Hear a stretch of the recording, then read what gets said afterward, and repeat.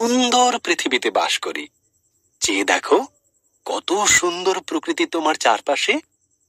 চলো আমরা সৃষ্টির শুরুতে ফিরে যাই, দেখি বাইবেল আমাদের সে বিষয়ে কি বলে।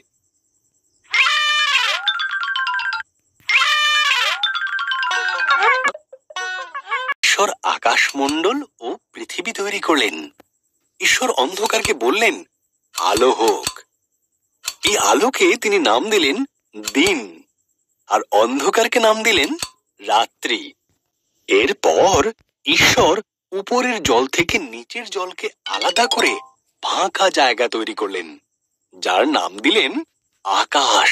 ঈশ্বর সমস্ত জল একত্র করলেন, এর ফলে শুকনো জায়গা দেখা দিল। তিনি শুকনো জায়গার নাম দিলেন ভূমি, আর জমা জলের নাম দিলেন সমুদ্র।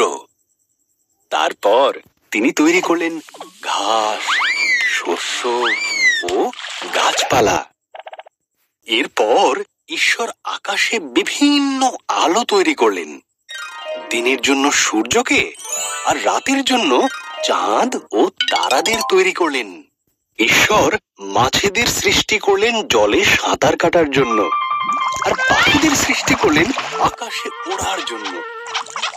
তোমাদের সন্তান হোক, তিনি তাদের বললেন, তোমরা বংশবৃদ্ধিতে ও সুরে পৃথিবীকে ভরিয়ে দাও।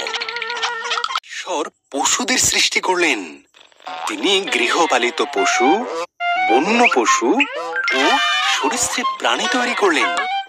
ঈশ্বর বললেন, আরো একটি সৃষ্টি বাকি আছে, যা সবার মধ্যে অত্যন্ত মূল্যবান।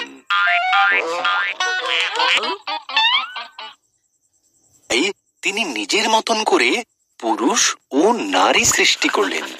তিনি বললেন, তোমাদের সন্তান হোক, পৃথিবীর দায়িত্ব নাও, মাছ ও পশু পাখিদের যত্নে রেখো। এরপর ঈশ্বর দেখলেন তার সমস্ত সৃষ্টিকে খুব সুন্দর।